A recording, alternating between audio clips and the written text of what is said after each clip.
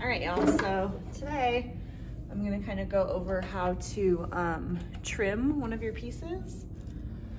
It'd be like if you have a piece that you've thrown on the wheel, but you wanna trim like a little foot into it, or just kind of clean it up, practicing on this marble piece that I threw the other day with the honors class. So the first thing you wanna do is, so again, think about how big your piece is, and you wanna give yourself kind of like a guideline, a little bit of water on your finger, just like you normally would to center it. And you wanna put your piece as close into the center as possible. And this can be a little bit tricky, so take a lot of caution with this. And then to double check it, you're basically gonna turn the wheel on really slowly and just make sure that your finger is touching the piece all the way along the way. And this works only if what you made is perfectly round, which this piece isn't. Okay, but it's pretty close.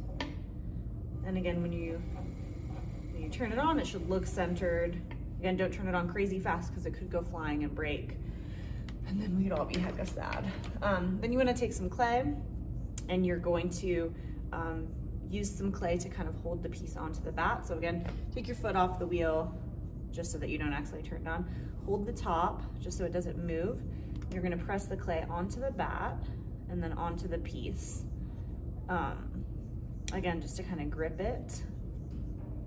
And the piece should be leather hard when you trim it. Could be a little softer, but if it is either too dry or too soft, it can just be a little bit trickier to trim. So again, like a couple of days drying time is usually good to trim it. And then I usually do 4 pieces just to be like extra secure. So again, I'm pressing it onto the bat initially, and then pressing it onto the piece.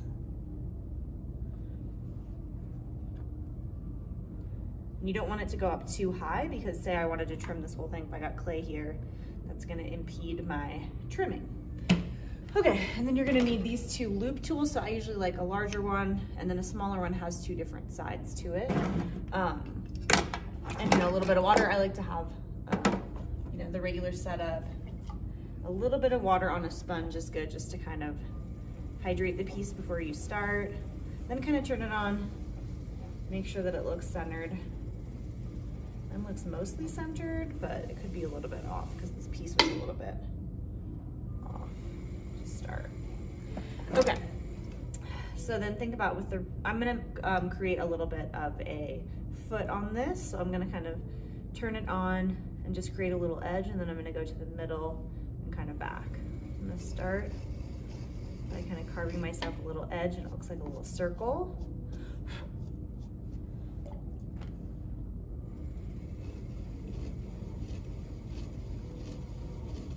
And you really wanna be careful to not go all the way through your piece. So if you have a super thin piece, probably not best to trim it, but if you have a decent amount of thickness, you could go in and kind of trim the piece. Okay, so I'm just creating a little bit of a foot so that, one part of the piece sits on the wheel and one part doesn't.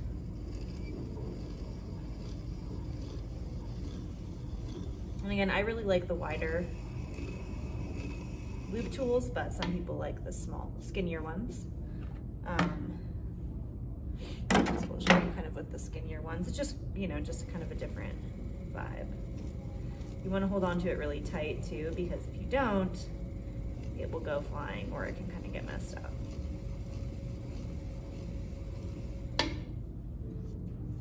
And again, luckily you'll be wearing a mask, so you won't be breathing in all this clay dust. Okay, and then I'm just gonna kind of round out, round out this side. It is really, really dry, so I'm just gonna a little bit of water just so it doesn't make that terrible screeching sound. And again, this is marbled clay, so it's like a mix of terracotta. So as I'm trimming it, the layers of the white clay and the terracotta clay kind of come through, which is pretty fun, which is why it's kind of a fun piece to practice with.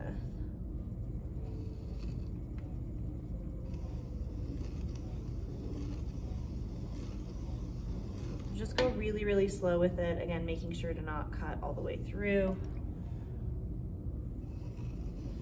2 hands is always better than 1.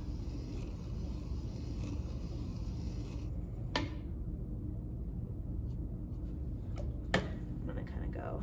And then if you wanted to like curve the edge, you could also kind of do that. So you have this edge that you made it and you just kind of are curving it to make it a little bit more rounded. Kind of going up and down.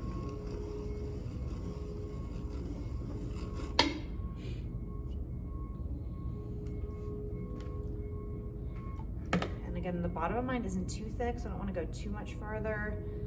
I want to give it just a little bit more of a definition here.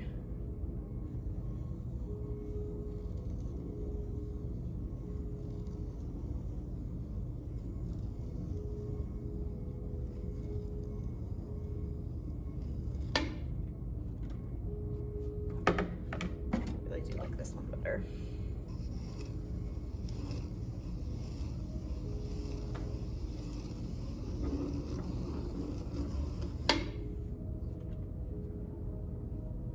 This little base that was like the original, and then I kind of carved this out. Teensy bit more of an edge there.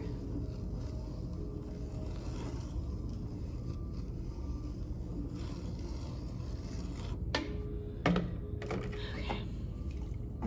And then the dry rag can actually be nice to kind of brush away some of those, because again, with this marbled clay, the more that you wipe it, it kind of starts to smear, which can be a little bit annoying. Yeah, so just kind of cleaned it up, a little bit more rounded. I feel like I could go a little bit further with this foot, but I don't want to risk it. Better safe than sorry, right? But it's a whole operation. You don't want to like do this whole thing, then take it off, and then you got to do it again. Okay, so then just kind of peel off these pieces. I'm gonna trim another piece, so I'm just gonna kind of smush all this clay back together so I can use it for that other piece. And then you can also trim it this way. So yeah, see, I was getting pretty close there, so I'm glad I didn't go any further. If you wanted to trim it right side up, you can also do that, and it would be the same way. So just setting it in the center, pressing all the pieces down, then you could kind of trim the outside of it if you wanted to. But I don't think I'm going to on this piece, it's already gotten quite a bit smaller. All right, so that is trimming.